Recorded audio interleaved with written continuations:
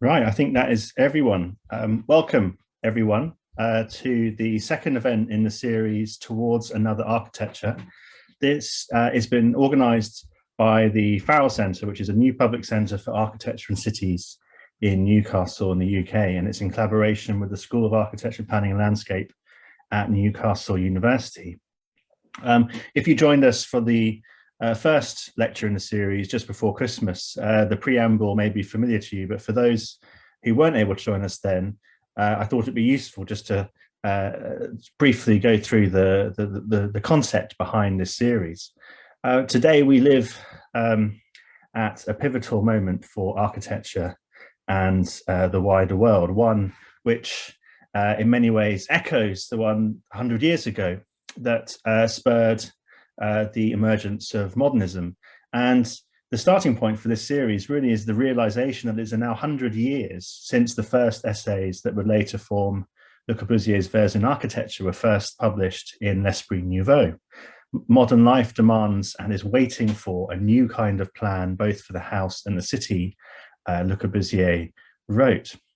And this series emerges from the contention that what we need to make sense of our present moment of transition, of political, economic, environmental, technological flux is not a new architecture, as Le Corbusier was popularly mistranslated as advocating, but another one, an architecture that's not bound to a single vision or future, but is diverse, pluralist, and sustains multiple conversations about the active role that architects might play in the world. So this series is conceived, therefore, to invite a number of practitioners and thinkers working in a broad range of fields and geographies to reflect on what this pivotal moment might mean for architecture through their practice, and to advocate explicitly or implicitly for their visions for another architecture. So the format is 30 minutes presentation followed by 30 minutes Q&A. So please have your questions ready. I'm delighted this evening to welcome Alice Brownfield as our speaker. Alice is an architect. She is Associate Director at Peter Barber Architects. She's also Chair of Part W and the Trustee for Action on Empty Homes. She is the recipient of the 2021 MJ Long Prize for Excellence in Practice in recognition of her housing work and advocacy for equity in the built environment. And she's been a design tutor and visiting critic, as well as a lecturer at a number of UK schools of architecture. So Alice, welcome, and over to you.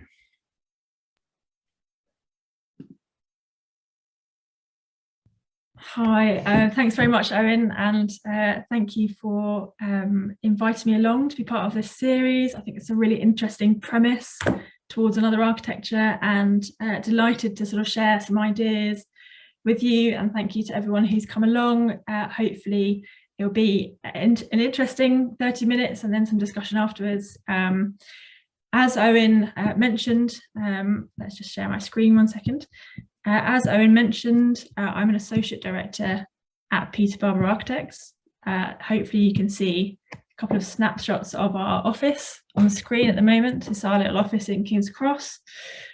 A little shop front, all of our models at the ground floor. And we're a small practice, but we're known for our award-winning high-density street-based housing. We work a lot with local authorities and co-housing groups, helping deliver public housing schemes, social housing, and genuinely affordable housing. These are some of our most recent projects, which I will go into a bit more detail later. Outside of practice, I'm also chair of Part W Collective. Part W Collective is an action group of women who work in the built environment, whether it's architects, engineers, transport planners, etc., who campaign for gender equity within the built environment. And that's both within the professions themselves, but also within the design of the built environment, of the spaces we inhabit every day.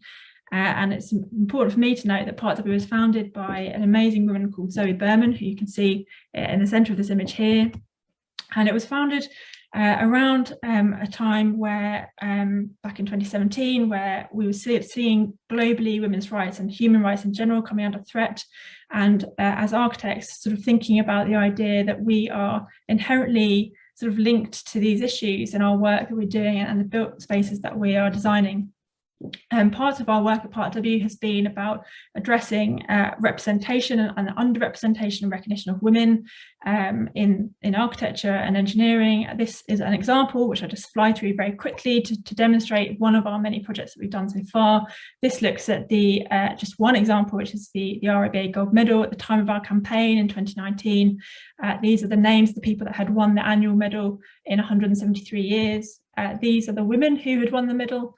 You can see there's 4 women who'd won it at that point in time, and that's the only woman that had won it in her own right. So we set about participatory activism, which we really enjoy doing. It's really good fun, but also it gets people involved, and we are, after all, just a group ourselves, so we want more diverse voices and to encourage both men and women to get involved, and all genders.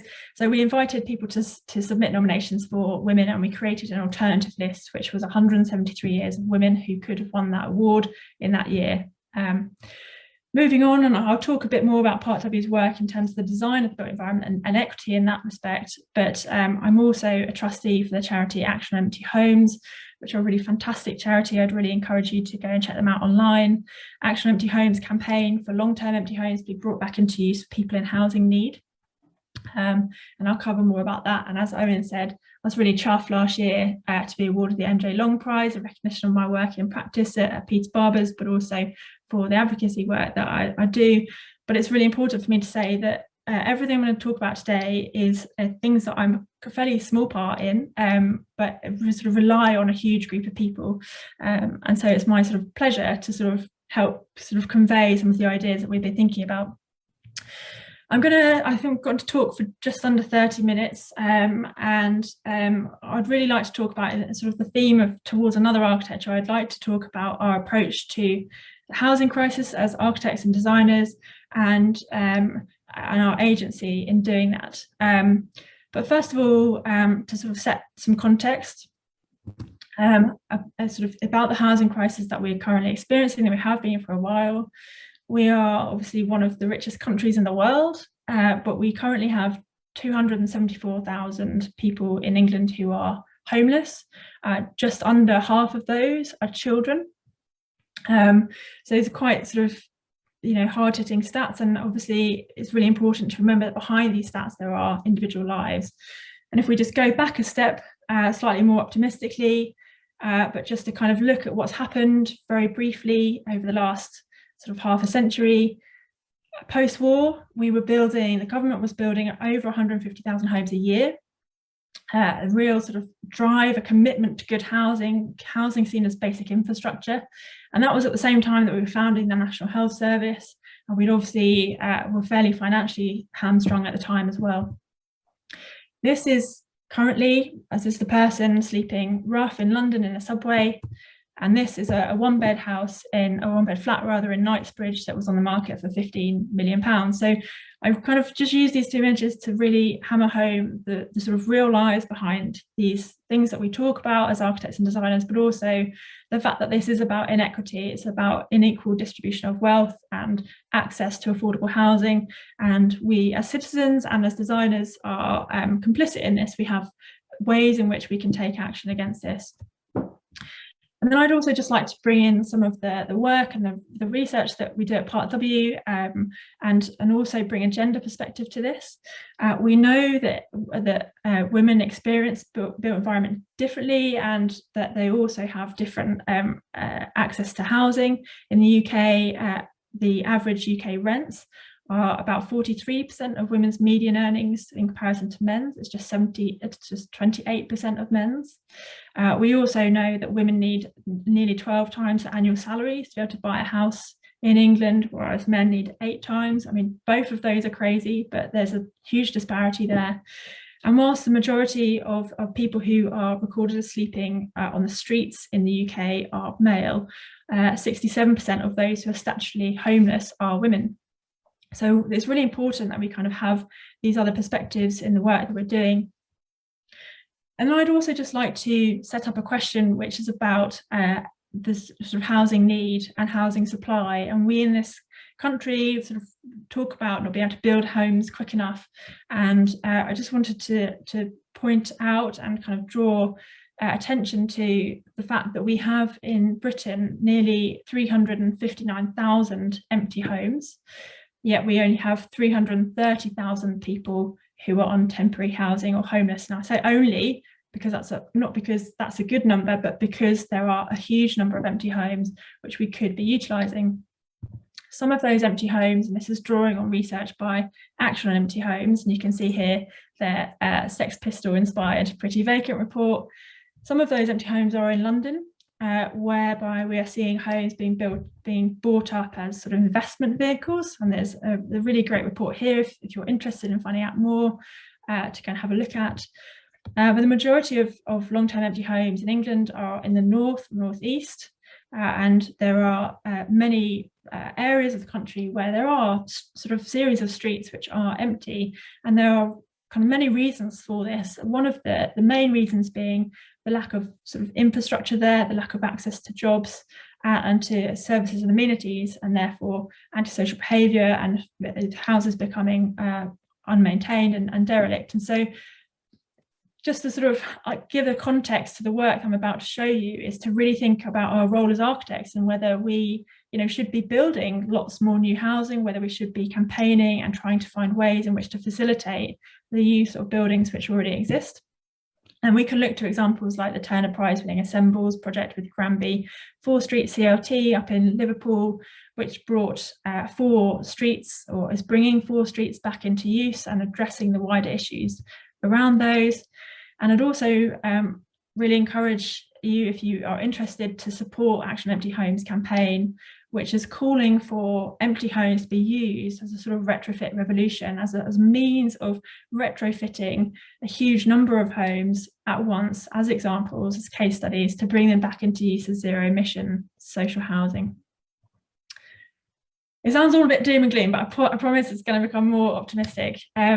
But the other aspect I wanted to touch on was not only the number of empty homes that we have in the country, but also the amount of demolition that is happening at the moment. And we see, particularly in London, but in lots of cities, in Manchester, the demolition of existing housing estates, of social housing, which not only obviously disrupts the sort of well-integrated network community, but also has a massive carbon implication.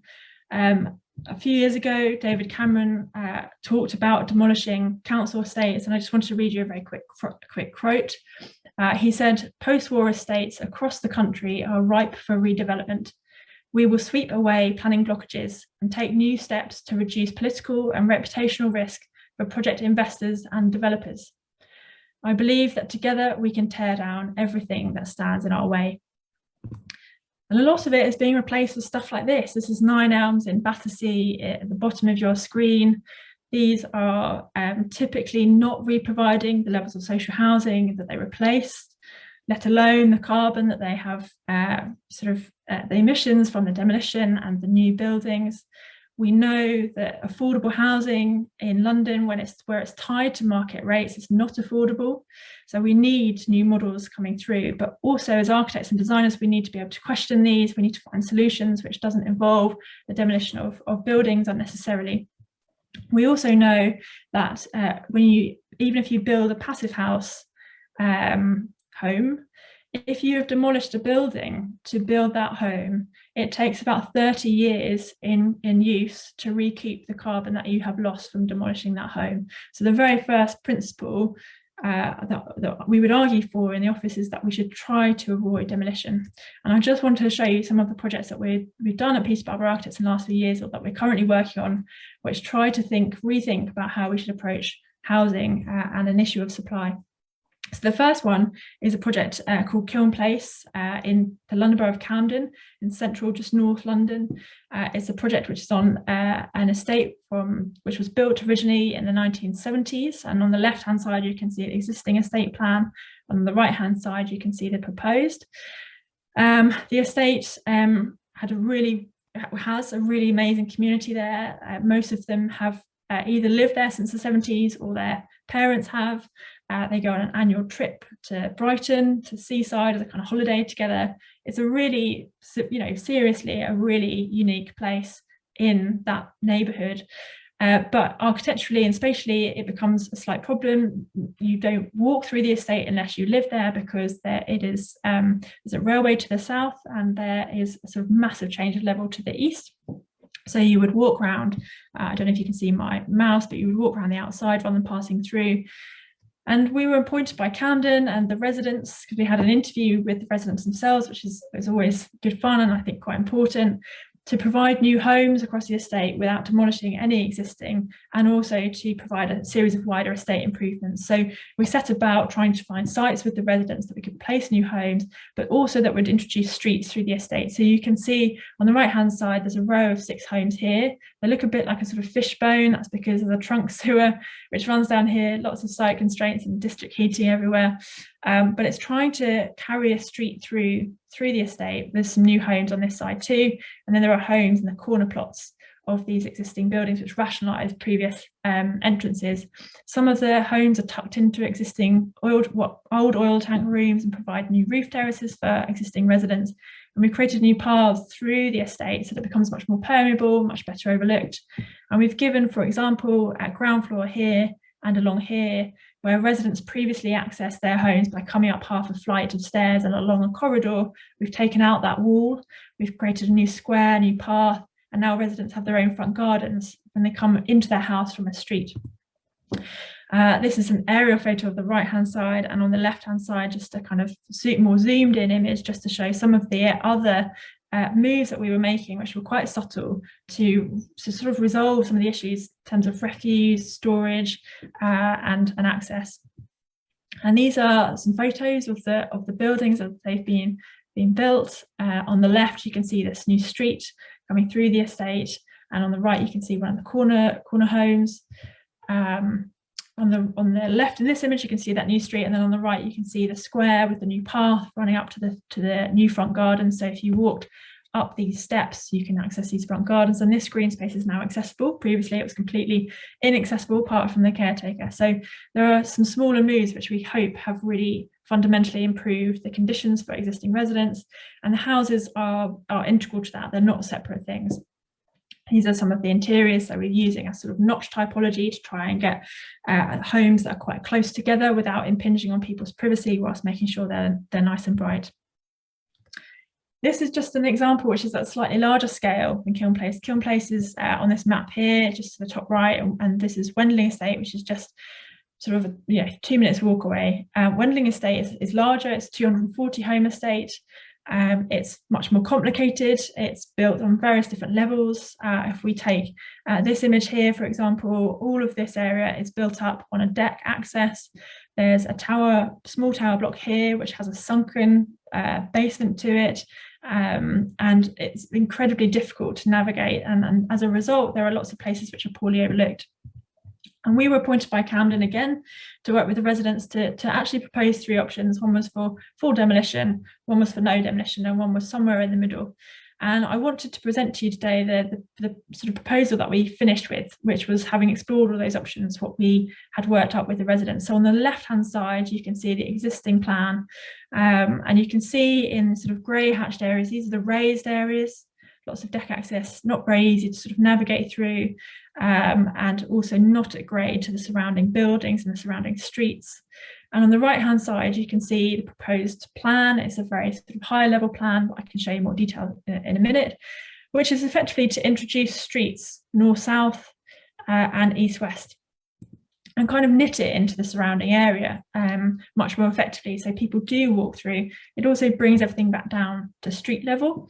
And the way that we have done this is to reconfigure some of the blocks. So of the 240 homes, we would need to remove 12 of them. And obviously that isn't said lightly, those are 12 people's homes, but we are providing nearly 180 new homes on an estate of 240 homes. So we're getting close to almost doubling the density without sort of large scale demolition. This is a model which just shows you in yellow the new buildings and the old buildings in white. And you can just see here, for example, we're creating this new route through by taking out one of the ends of the blocks here just to free up this route. So they are kind of very simple moves that are proposed to enable that to happen.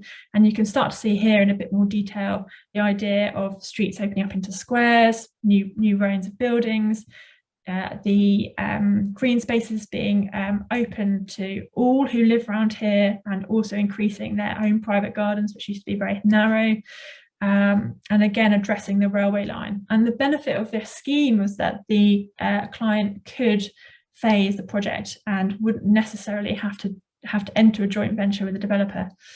You know, for example, you could build the kind of housing on the railway line fairly independently to the rest of the estate to cross-subsidise the rest of the housing.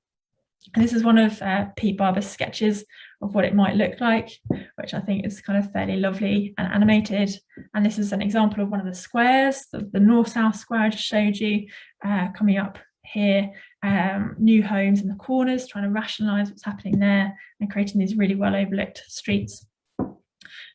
Just very quickly, a couple more projects which are actually more looking at homelessness provision. This is Mount Pleasant Homeless Hostel in Camden again. We do work in other boroughs. On the left-hand side, you can see a site plan of what the building was like before. So it was in use as a homeless hostel, but it was a sort of H-shaped, kind of wonky H. It had these very tall but tiny little courtyards, which were not used really at all, apart from people to go and have a cigarette in. They weren't places that you would go and sit in. They didn't have very much light in them. And rather than remove this whole building, we made the decision to take out this central part. And so on the right-hand side, you can see the proposed building, what has been built. That provides a new building to the east and opens this whole area up to be a little courtyard, and puts a new couple of homes in this corner too.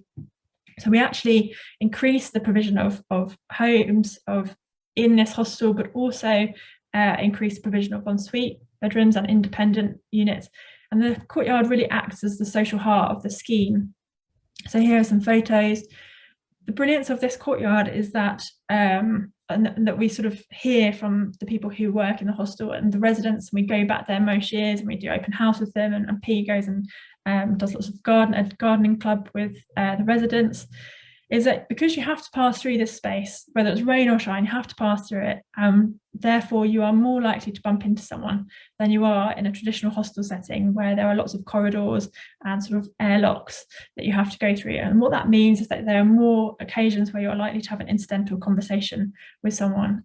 You not have to make an appointment to talk to someone. They might just be sat on the bench and they say, hello, how's your day going? And we've made design decisions like putting a laundry off the of that space, so that space becomes even more well populated. And you can just see here how bright that courtyard is now, and some of the plants that Pete was putting in with the residents.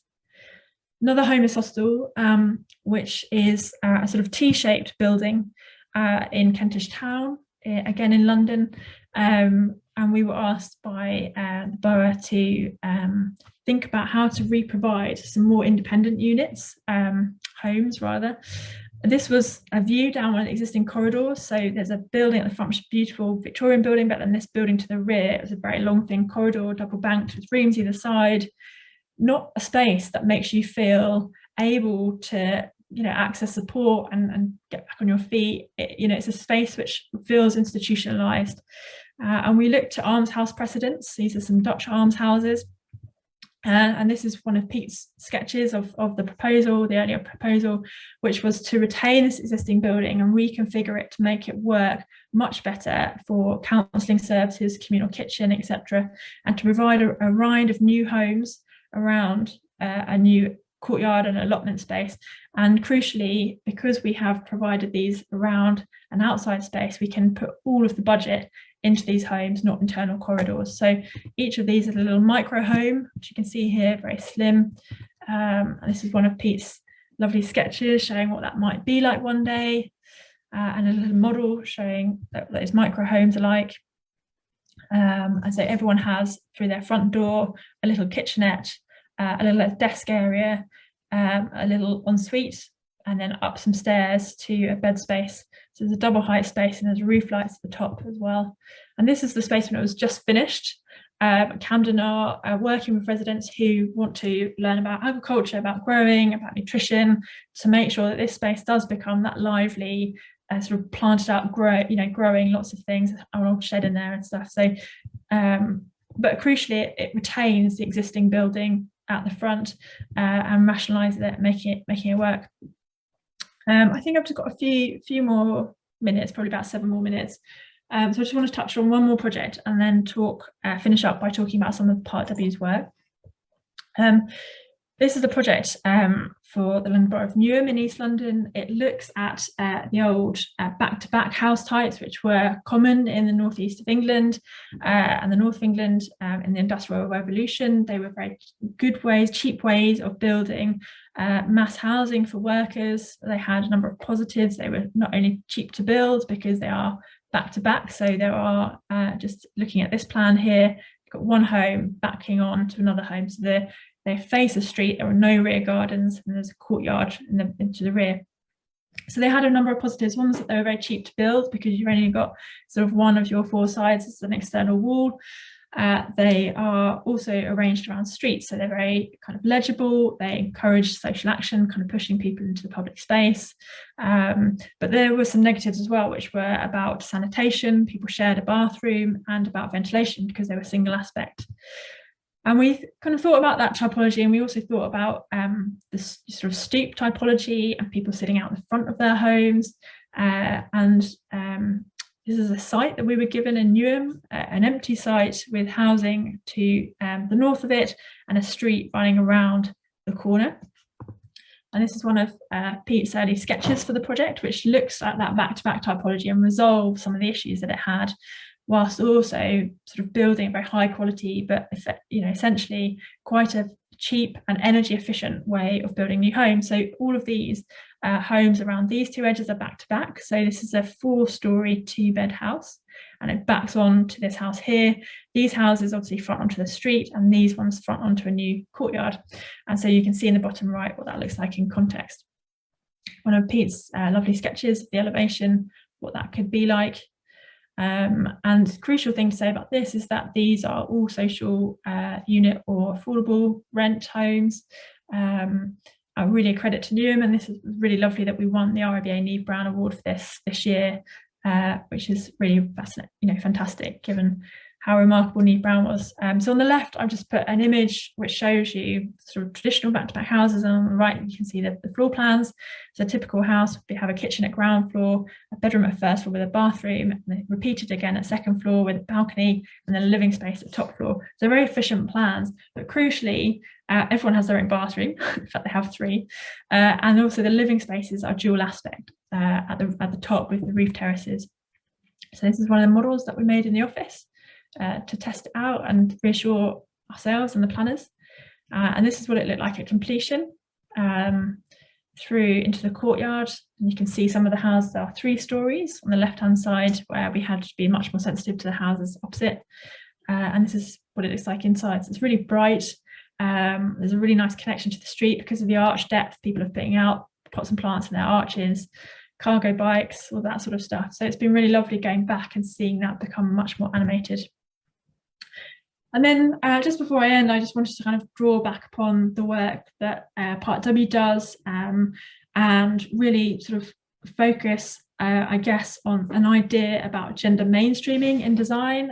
Gender mainstreaming is the use of a gender perspective when making decisions or policy. And there are really good examples in Europe of this working really well. Vienna has a gender mainstreaming in urban design guidance booklet, which is fascinating. Barcelona are really taking this on board in lots of public spaces.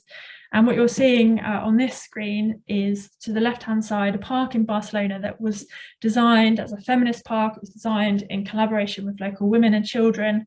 And I just use it as one example of ways in which, as architects, we need to be questioning the ways that we are designing, making sure that we are designing equitably for people who have different experiences to ourselves. We need to make sure our own design teams are diverse, but we also need to make sure that the process of design is diverse too. And so this park, for example, has a very wide perimeter. it's arranged around a few different interlocking spaces rather than one main sort of football pitch, for example. There is a really good provision of seating. There's a good provision of public toilets, which is really important. And it's kind of really interesting precedent for something that perhaps we should be adopting much more in the UK. If we look at transport as well, we know that women do 75% of the world's unpaid care work. That tends to mean that women's journeys often aren't just A to B, they often are sort of multi-chained journeys. And so often our transport links are designed to be from the outskirts to the middle of a city or a town, and actually prioritising routes around the radial routes is really important in terms of making sure that our transport systems are equitable. The Hopper Fair was a really good example of this, and anyone who's read Invisible Women by Caroline Criado Perez will have heard about this before, but the idea that you don't have to pay per bus, but you just pay for your journey was really a significant way of equalising transport and means of transport for men and women. And I mentioned it earlier, but just also to really question the process of how we design. We are often involved quite closely with local communities when we're designing, which is just really important, particularly when we're working on projects where we are building in between existing homes in a very tight manner, because we absolutely need that local knowledge. We need to understand how things are working. Sometimes things surprise us, things that we think will probably work all right aren't working very well. And it's that knowledge and that different lived experience which is really important to bring. And I think there are some fantastic examples of lots of different practices doing that, and something that we should all be taking on board as a sort of forgetting the sort of master architecture that perhaps Corbusier's era may have once had, and understanding the importance of collective action. This is a slide here coming towards the end, just of some references that we found really interesting in our work at Part W. The one at the bottom left is Vienna's guidance to gender mainstreaming in urban planning, which is really interesting to read. And just a quick plug, we're a voluntary organisation, we're a community interest company. If you would like to support our work at Part W, we'd love to hear from you. Please keep in touch, follow us. And just to end on a note, which is to also say these are other fantastic groups of people who are seeing their role as architects as more than just people who sort of sit at a drawing board and design something, but as having agency, and also the importance of kind of collective action. So I'm going to leave it there, and hopefully we'll have a bit of time for discussion. Thank you.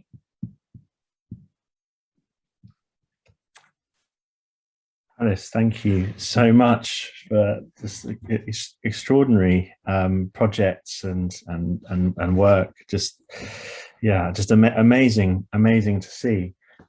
So as Alice mentioned, there is time for questions, and you stuck amazingly to time as well. You've managed to compress so much in, so we have plenty of time for questions. So if you would like to ask something, if you could first put your question in the chat, and then we will come to you directly, and my colleague Mike will unmute you, and you can ask your question yourself rather than through me. But I will kick things off because I don't yet see the chat coming alive yet, but I'm sure it will very shortly. It was amazing seeing those projects, some of which are kind of have been heavily published, but to hear you talk about them and to go through the design approach was really fascinating. You sort of make it sound so easy. I suspect it isn't. But what sort of challenges do you face? I mean, working with local authorities. I mean, you showed a lot of projects in Camden, and clearly they are at the more enlightened end of the spectrum, I think it's fair to say. But how do you find working with them? What's the most challenging aspect of realizing projects of that nature? I think we really love working with London boroughs, and not just Camden, but whole host of, I mean, we were working with Greenwich, Newham, with Barking, Dagenham, you know, Hounslow, Havering, a whole host of London boroughs over the last sort of 15, 20 years. And there are still like sort of remains of this sort of social intention, a sort of idea of the welfare state that is really genuinely trying to find solutions to provide affordable, genuinely affordable and social rent homes. The challenges are always to do with funding. And therefore, I think as architects, we can sometimes think that's a separate issue to us. So, but there are ways in which design can help that. You know, we can think about ways in which the design can allow phasing. We can think about ways in which the design can reduce costs. So a lot of our projects are house-based, not all of them, but a lot of them are house-based. You know, and by that I mean that people have their own front door onto a street, in comparison to a flatted block where you might have, you know, one front door and you come in and there's corridors, etc. And what that means is that you aren't, as a sort of developer, as a London Borough as a developer, they aren't spending money building spaces which they can't rent or they can't sell. So, you know, i.e. the communal cores, the lift shafts, the communal bin stalls, the stairways, etc. So we can make sure through design that we can help, you know, get value for money in that sense, and ultimately help reduce housing waiting lists. And I think, I mean, it's obviously crucial to say that the projects I've shown you and the work that we've done as an office, as a relatively small office, don't even scratch the surface in trying to sort of re-provide the social housing that we've lost. And I had meant to say earlier that when I was talking about the post-war stuff, I'd meant to say that in 1977, nearly half our population lived in social housing. And then we had the 1977 Housing Act.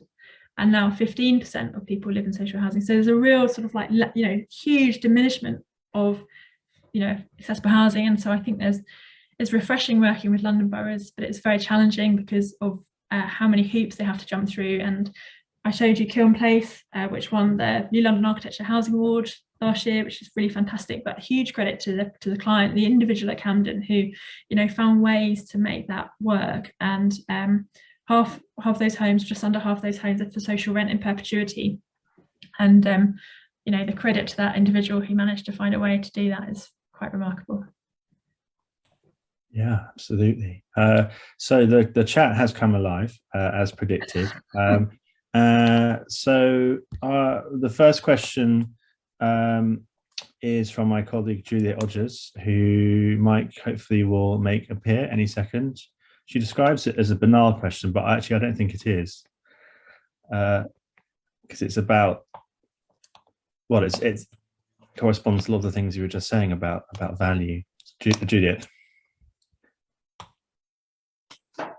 I am sorry. I couldn't unmute myself. Hi, Alice. Hi, Juliet. That's really enjoyable. It's so lovely to see this great work. Actually working with second years at the moment, and we've been doing social housing. So all of these things, you know, if I'd been better educated, I would have showed all of your schemes to them as brilliant investments. And it's just lovely to see. Anyway, I have this question which I'm constantly debating with my students.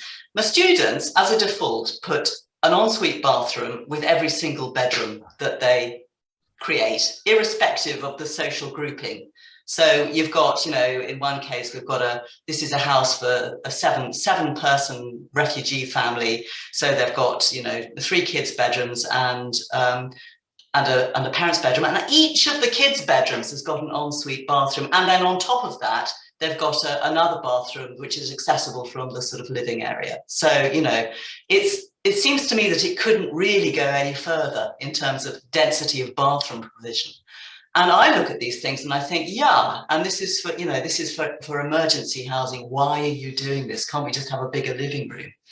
But I'm interested in it because, you know, social mores really change. And I'm aware that developer housing now, if you've got a 2-bedroom flat, a developer will put 2 bathrooms in for sure. And I'm just wondering in the arena of social housing, how, you said, you know, importantly, this is everyone's got a bathroom. And I'm just interested in the why that is. I mean, yeah. Yeah. Okay. Yes. Well, the McGrath rating was more a reference to the sort of solution in comparison to the sort of old back-to-back housing where you would have shared a bathroom per street. You know, you had physically. Yeah. Sure. but and they just sort of, perhaps that's not the great example for your students because they're doing what they're doing. But I mean, we don't design the homes which are built and are ultimately socially rented are not designed any differently in our minds to those that would be for market sale. And I think there probably is a sort of developer kind of crush on everyone having en suites and stuff, but it's not something that we've really come across people requesting often.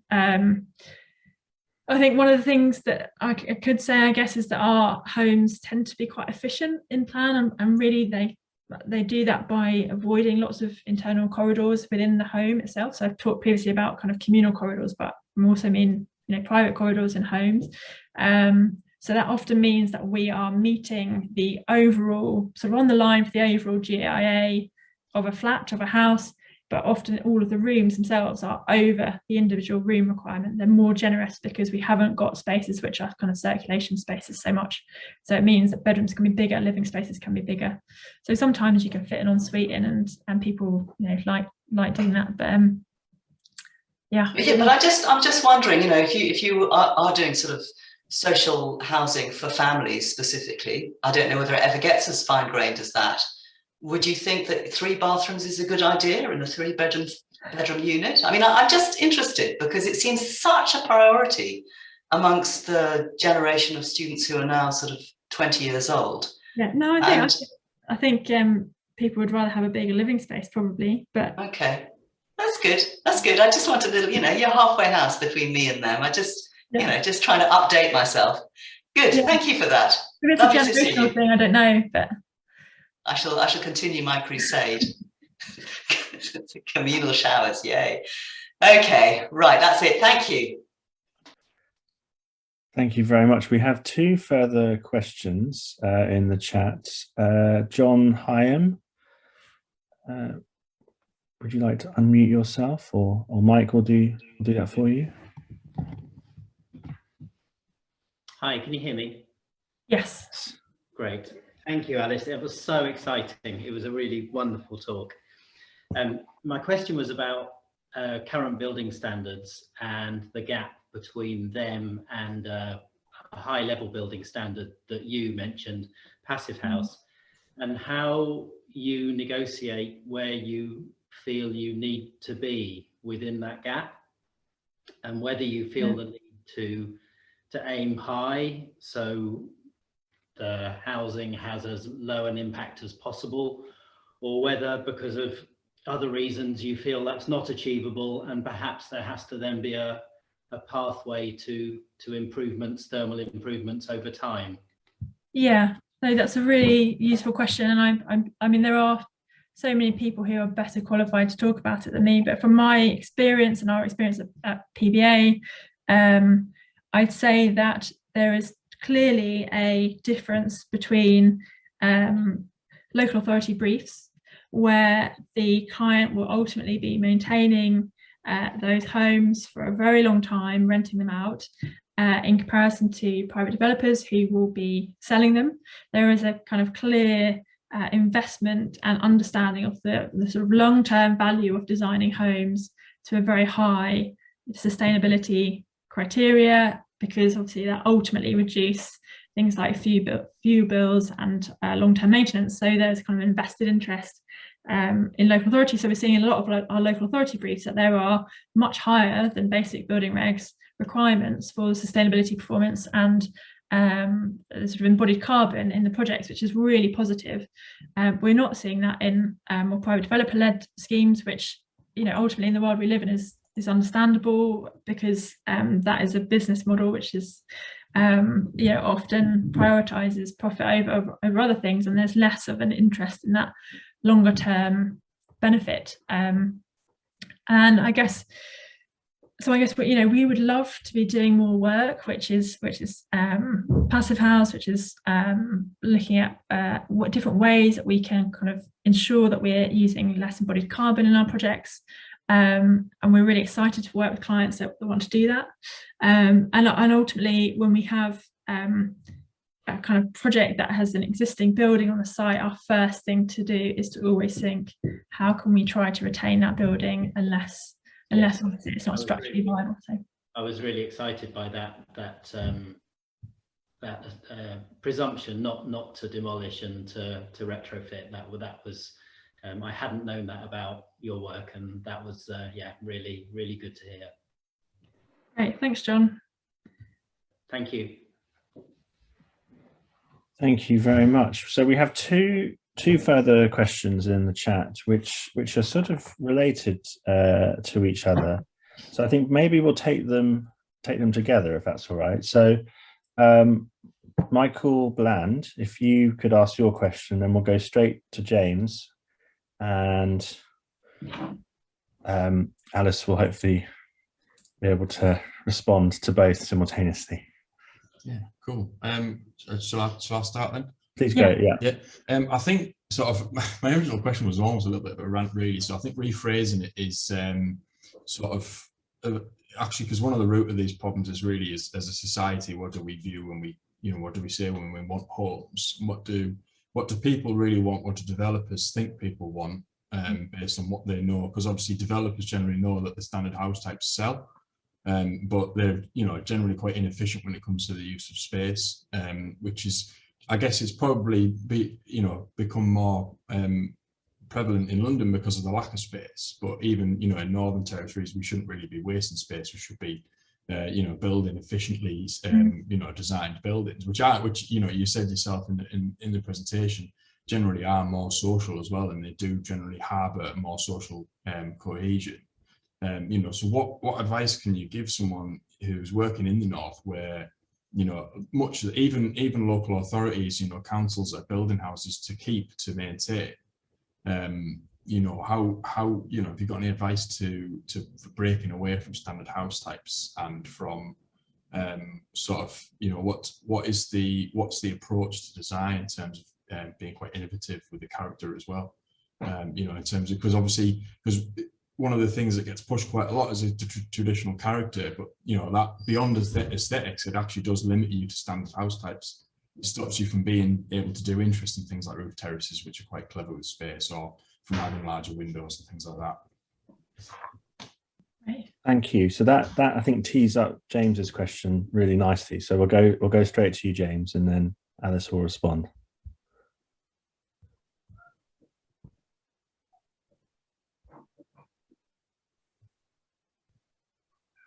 If he's here, that is. I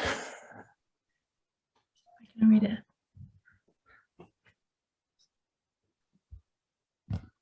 So he said, PBA's architecture has a very particular image/approach that seems inextricably linked to the dense London context. What are your key practice values that can have broad applicability for housing in varied contexts?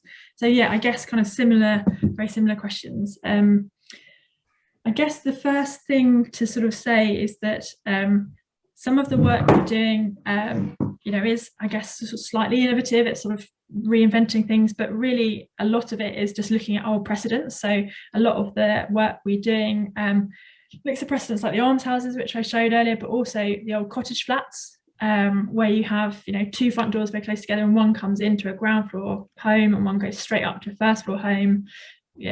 Looking at back-to-back housing, so looking at really, in some ways, quite old types of housing, and trying to understand what didn't work very well about them and trying to sort of resolve those issues. And so in many ways, the work has kind of like a grounding in previous built examples. And we, even in London, we have conversations where people sort of think that's a really unusual house type. It's got a living space upstairs and the bedrooms are downstairs, for example. And so I think I can understand your question is to sort of say that the context would be even more challenging outside of London, in the north. But I think perhaps some of the solutions might be the same. I don't want to sort of guess, but a lot of what we have to do is try and take people to projects to try and reassure them, and that not just our own, but examples of projects of old almshouses, for example. We take planners to a lot of our projects when we can convince them to take time out because they're often very under-resourced, and just try to reassure them. We show loads of precedent photos of new streets and stuff, and actually a lot of what we're talking about is fairly sort of high value traditional stuff, and so it kind of has a cottagey feel, and I think that can reassure people.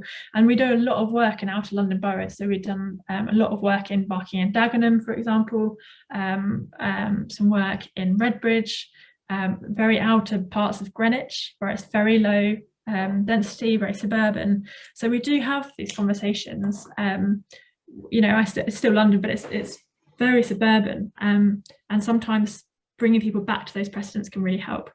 And I don't know whether that also answers James's question.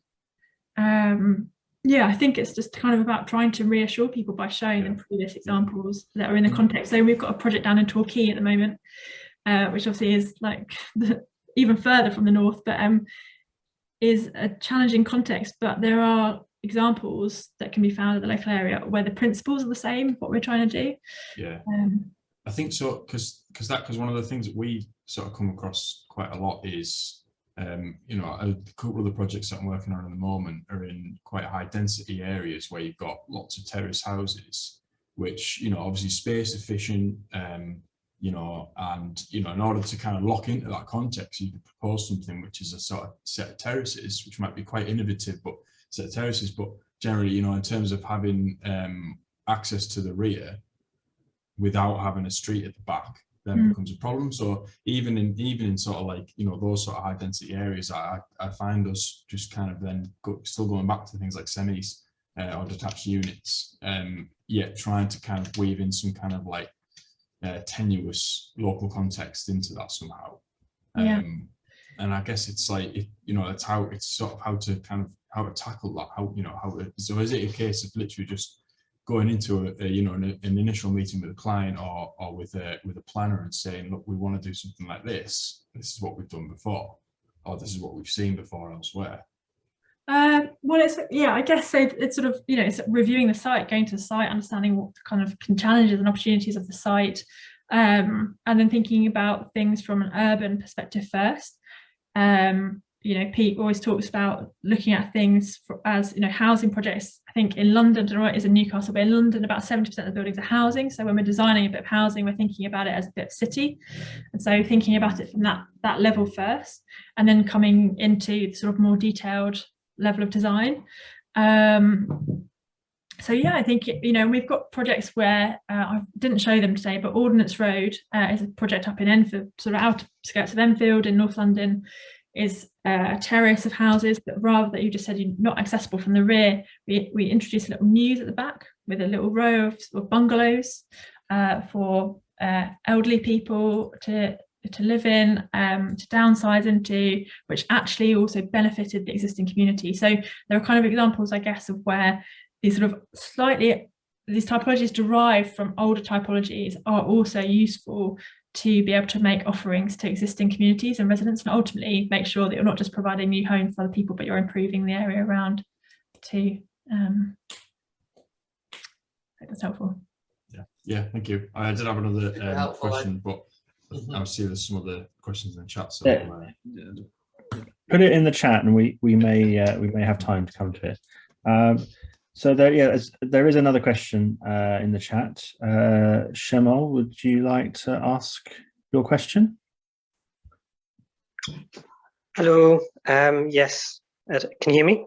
Yes, we can hear you. Yeah. Yeah. Thank you for that great talk. I think I was just thinking about your end to the talk about architects being more than just people on the drawing board, and our role in shaping ideas at a kind of wider societal role, and also reflecting on 100 years since Corbusier's first the towards a new architecture, I guess, is with your projects, are you having to find clients that are already bought into the ideas you pursue as a practice, or are they coming to you, or are you having to do a lot of the challenging of or introducing of new ideas yourself?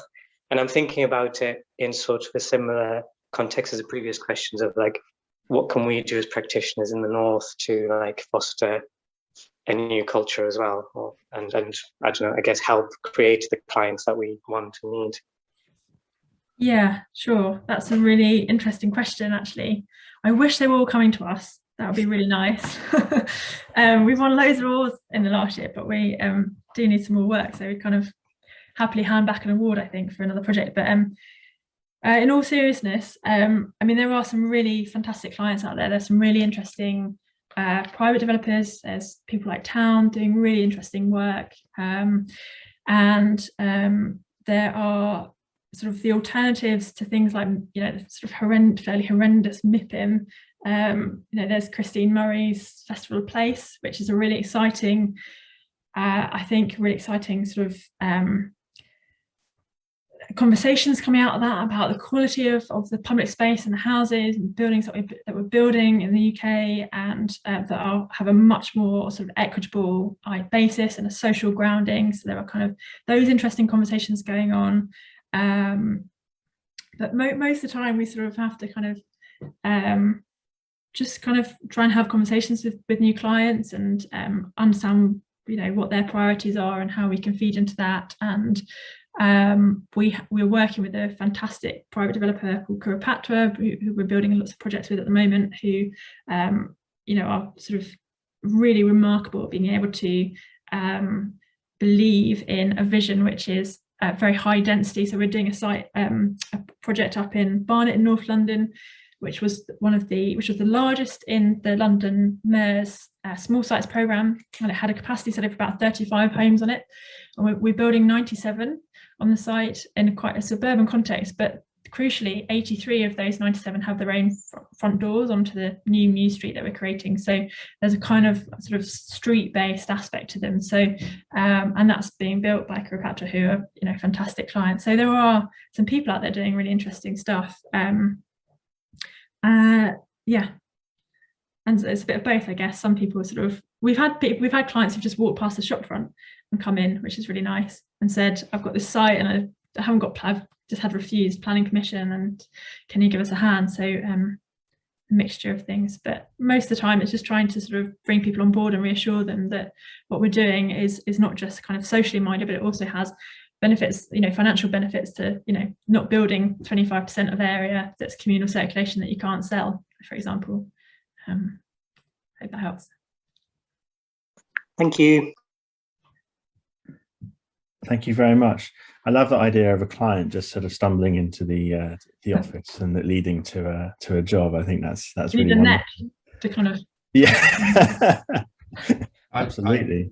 I keep having this idea that we as architects really should be marketing ourselves to the public, in the sense that it's the public, you know, it's society, it's the communities that are living in the work that we produce. Those are the ones who have got the greatest stake in it. They don't normally know who we are. Yeah, you know, especially, you know, in the north, every time you're driving, you know, on bypasses or on the edgelands of suburbs, you see these developers with their billboards. That you know, and there's one near me where it says, you know, built by the you know, the best project manager in the UK or something, and it's, well, why is the architect not, you know, why are we not sort of, you know, we have billboards with our ideas as architects on town centres saying, look, this is what we want to provide, this is what we want to design. And then when people go to, you know, take this bit of paper to, you know, the sort of Taylor Wimpey or Persimmon and say, we want this, and then they go, oh, well, we don't have that, who makes that? And then they say, oh, well, it's this architect, you know. And that's, you know, that I feel like, you know, advertisement could be a really powerful tool for us as architects to show people what the better options are out there. You know, in terms of doing things differently. Yeah, and I think ultimately we need a, you know, properly central government funded social housing building program. You know, we need that impetus to kind of give clients the sort of the ability to, you know, build really good housing that is affordable and accessible. My question was actually going to be about sort of how do you manage, because obviously bespoke designs take more time to design when it's, you know, context specific than like just a standard house type that you can sort of cookie cut. But how much repetition is there between projects, and how much can you kind of like feed one project into another to kind of you know, to be efficient in that sense, especially when it comes to, you know, the actual, you know, the vastness of the housing need, and how many, you know, that this idea that we need houses and we need them fast, you know, and we need them cheap. How can we manage fees in a way which means that we can produce great design, but in an efficient way, which doesn't need to be kind of redone for every site? Yeah, I mean, there are sort of outwardly there you know, there is sort of repetition, I guess, as sort of looking at our projects. There are sort of identifiable things that move between different sites, but it is, every single one is, we often get really tricky tight sites, and that's the sort of sites that we enjoy, to be honest. And so they are very contextual, but they do adopt similar principles. So there's you know, a lot of our projects have that sort of pizza slice, the sort of notch cut out of them, but you know, the reason for that is not some sort of like aesthetic whim. It's about creating high density homes that can be close together, because your primary outlook and your primary means of daylight and sunlight is sideways into your private space in comparison to, you know, across the road in someone else's house. So you're still overlooking that space but not relying on it. So there are principles that transfer, and that's quite useful. I think also because we're a small office, every single person in our office has construction experience. So from the beginning of a project, you're already thinking about how something might be built, which can be quite useful as well.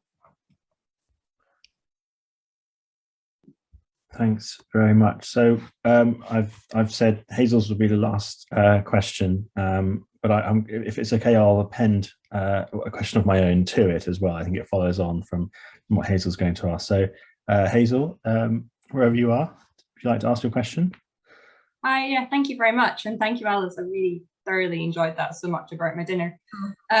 I wanted to ask, because obviously Peter Barber architects have a really super refined approach to housing design and really intricate sites, this idea of like high density and low rise.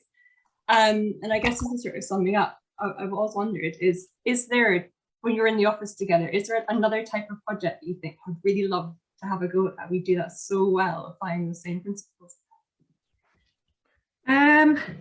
Do you mean in terms? I don't know really.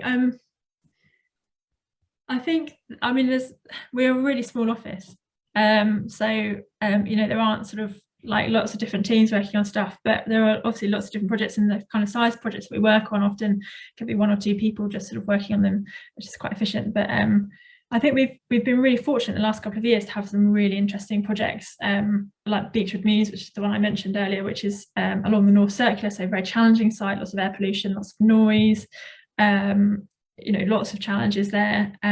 But we've kind of designed this typology, which is, you know, effectively from the outside looks like one home, but there are 3 homes in it, and everyone has their own front door onto the street. So I think, because we're a small office and we kind of can sort of sense what everyone's working on and have these conversations, you know, it's fairly enjoyable. Sort of, even if someone else has got the gig working on it as project architect, you're kind of still involved quite heavily and helping out every now and then. But I don't know if that's answered your question, or maybe you were asking, do we want to work on other things other than housing, maybe?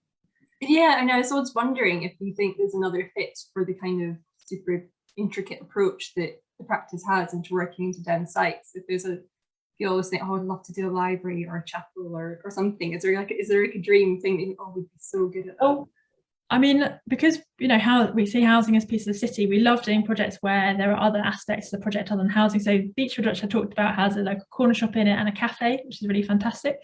We've done a project in Greenwich, for Greenwich, which has a pub, which is just remarkable. You know, I don't think that a local authority has built a pub in probably since like the sort of Great Exhibition or something in 1951 or something. So you know, really remarkable to be involved in projects like that, and also they form a really crucial part of the scheme. So in that project, which is called Rochester Way, down in Kidbrooke, there are 3 new Mews streets, and the pub sort of sits at the end of one, overlooking a sort of green space with an area to sort of spill out onto, and there's a little corner shop, because when we were talking to residents at the beginning of the project, they said we have to get in the car to go and get a pint of milk.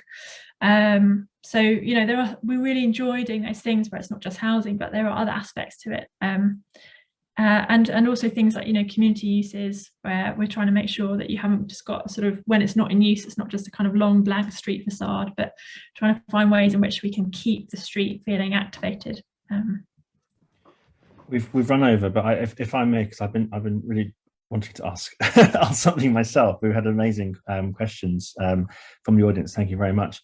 But you started the talk talking about the housing crisis and comparing the situation now to post-war era, when you know, hundreds of thousands of council homes were being built every year. I was interested in if there is a kind of, thinking about this much bigger situation, then versus the the really kind of tactical nature of your projects, is there a scale limit to your approach? If a local authority came to you and said, we want to build 2,000 units on a greenfield site, what would you say? I mean, that's a kind of ridiculous hypothetical, maybe sadly, but how far can the principles of your approach stretch to large scale housing estates that are potentially are needed?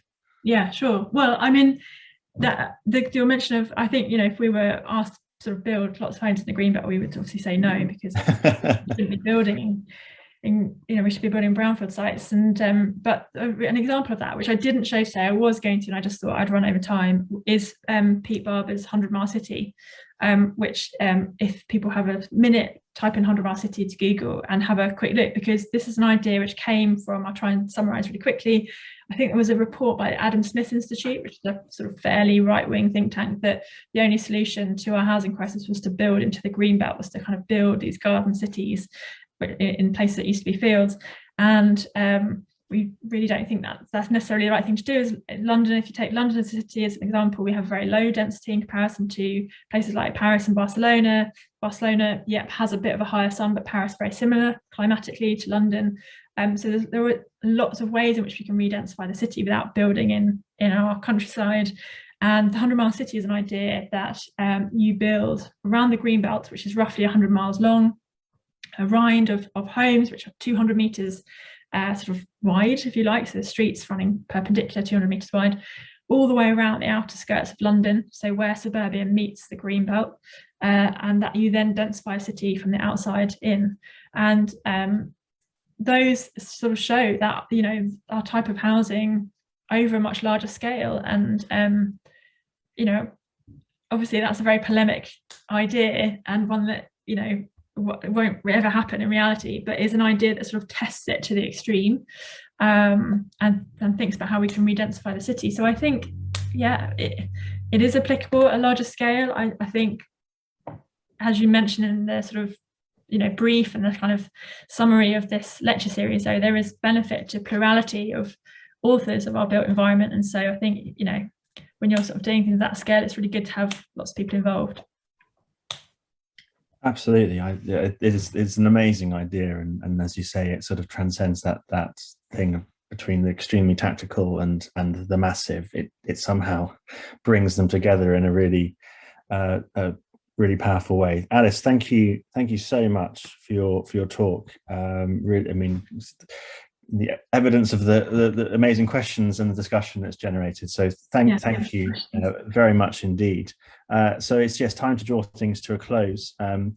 And we pick up the conversation next Wednesday with Gonzalo Herrera de Losada, who is currently working as curator for the New Museum of the Future in Dubai, and is associate lecturer at Central St Martin's. And this will be a complete change of tack. Gonzalo will be talking about how technologies coalescing around the notion of the multiverse will transform architectural experience. So if you're able to, please do join us then.